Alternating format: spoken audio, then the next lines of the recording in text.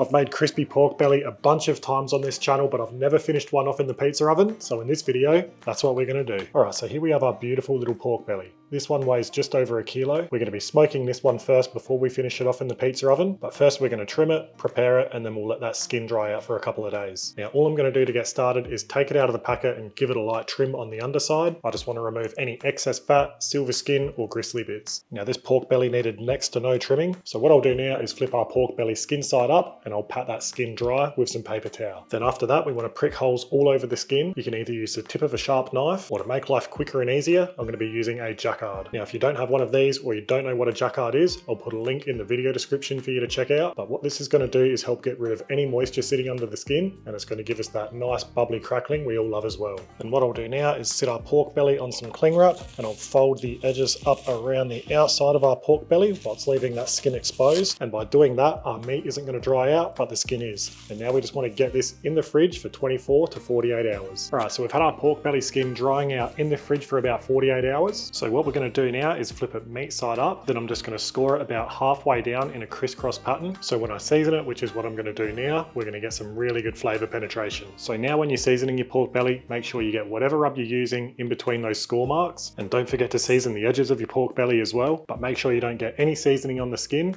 If you do, just wipe it off with some paper towel. And now our pork belly is all seasoned up. We're just going to let that sit while we set our smoker up. All right, so we're going to be using our drum smoker. So I'm going to open the lid, take our cooking grate off, then I'll remove our heat deflector. And this isn't going to be an overly long cook, so I'm just going to half fill our charcoal basket. Then I'll bury a firelighter in our briquettes and light it up. All right, and now our briquettes are burning nicely. I'm just going to get a nice little chunk of nectarine on that charcoal grate to preheat along with our barbecue. And now we'll shut our lid, open up both of our vents, and let our barbecue come up to around 275 Fahrenheit or 135 Celsius, which is where we want to be for this cook. All right, now we're up to temperature. We'll open our lid and get our smoking wood chunks straight on the fire. Then we'll get our heat deflector back in, followed by our cooking grate, and then we'll get our pork belly on. All right, so the plan with our pork belly is to let it smoke away now for around 90 minutes until that rub has set on the meat and it develops a really nice color. After that, we're going to boat it in a foil tray to get that meat nice and tender, which I reckon will take around another hour. Then after that, we're going to finish it off in the pizza oven to build that crackling. So while our pork belly is smoking away, I'm going to respond to some questions and comments about this cook from our YouTube community. All right, so the first question is from Jonathan Berry 9543. And it asks, I'm about to do one on a Weber kettle. Would you suggest it's best to do a slow cook first to let the meat render, then crank the heat up? Turn the meat skin side down and direct cook it to get the crackling to form. Now that's definitely one way to do it, but the trouble is with a Weber kettle, there's really not much space between your cooking grate and the charcoal baskets. So your pork belly is going to be really close to your charcoal or briquettes, and you're going to run the risk of burning it. So what I'd suggest to do to make life easier for you is just use your oven inside on the grill setting and finish your pork belly off skin side up. Or you could do it the other way around in your Weber kettle and do your pork belly hot and fast to start with to build that crackling, and then finish it off a bit lower and slower to render that fat properly. There's so many different ways to make crispy pork belly, so maybe have a play around with a few methods and find what works best for you. All right, now we've got a comment from Grant82GC, and this is an interesting one. I haven't tried or heard of this before. And it says vodka on the skin for dry brining. It's a game changer. That's a very interesting one. I'm gonna have to try that myself. And if anyone else has tried that and had success with it, let us know in the comments below. Right, and then Steph's 2x Pours Up says, please do a video on pork belly using a charcoal grill.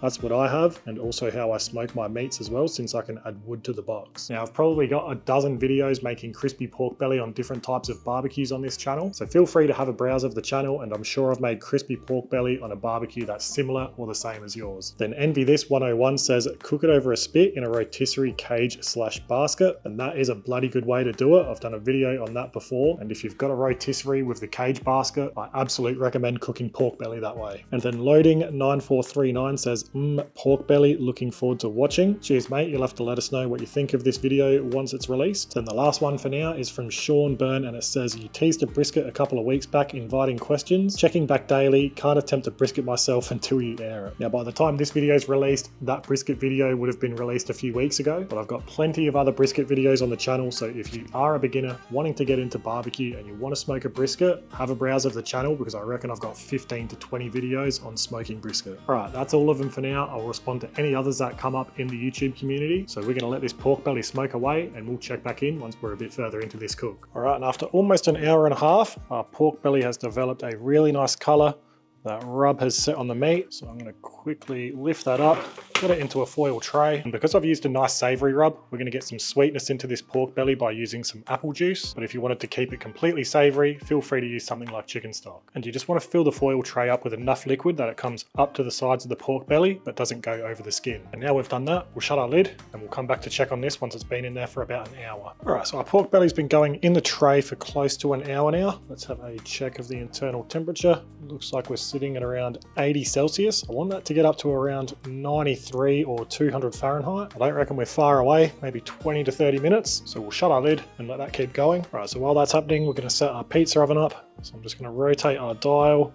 We're going to go around 400 Celsius, and then I'm going to turn this dial all the way to the left because we don't really want any heat coming from the bottom. The only direct heat I really want is from the top to build that crackling. And now this should be up to temperature in 15 to 20 minutes. Right, and after another 15-20 minutes or so, our pork belly is ready to come out. Just going to let that drip off for a second, and then I'm going to transfer it onto the skillet that comes with our pizza oven. Now, if the skin's got any moisture on it, just pat it dry with some paper towel. But this is still looking nice and dry. So what I'm going to do next is just give it a very light brush with some oil and then a generous coating in salt. Now we'll open our pizza oven and get our pork belly in. And as you can see, it hasn't even been in there for 10 seconds and that crackling is starting to form already. Right now, it's only been around a minute and that crackling is forming super fast. Now that was happening pretty quick and I reckon that's about 10 seconds too long. But let's get this out. All right, now the good thing about pork crackling, if it hasn't gone too far, most of the time you can scrape off the burnt bits and it's going to be all right, which is what I've done. And now I'm just going to let it rest for 5 to 10 minutes before we come back to slice and serve it.